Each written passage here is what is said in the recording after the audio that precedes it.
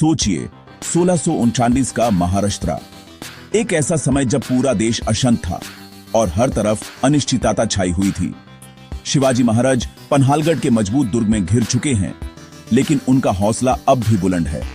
उनके पीछे है बीजापुर की ताकतवर सेना, 1000 से भी ज्यादा अनुभवी और कठोर सोल्जर्स, जो हर हाल में शिवाजी महाराज को पकड़ना चाहते हैं।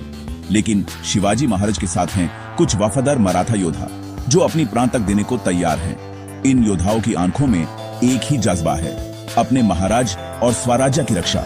इनमें सबसे आगे एक नाम चमकता है, बाजी प्रभु देशपांडे।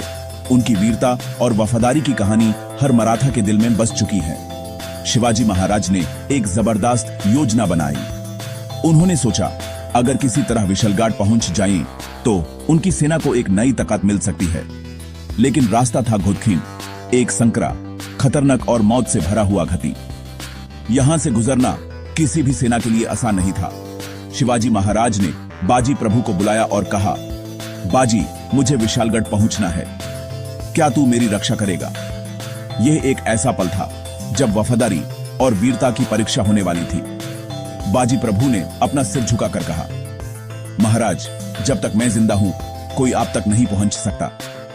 उनकी आंखों में जुनून था और दिल में एक ही इरादा, अपने महाराज की सुरक्षा। तो हुआ क्या? बाजी प्रभु ने सिर्फ 300 मराठा योद्धाओं के साथ उस संकरे घुटखिंड में मोर्चा संभाल लिया।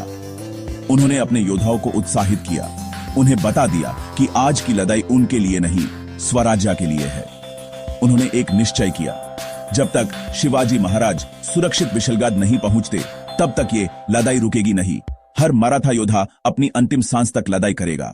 एक और संकल्प था, जब तूफान नाम की तोपे की आवाज आएगी, तब समझना कि महाराज सुरक्षित हैं।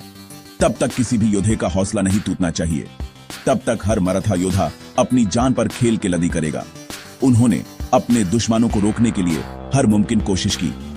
सुबह से लेकर शाम तक लड़ाई चली। सूरज की पहली किरण से लेकर अंधेरा छाने तक हर मराठा योद्धा अपनी सीमाओं को तोड़ रहा था। बाजी प्रभु खुद घायल हो गए, लेकिन उनकी तलवार चलते रही। उन्होंने अपने दाढ़ को भूलकर अपने योद्धाओं को प्रेरणा दी।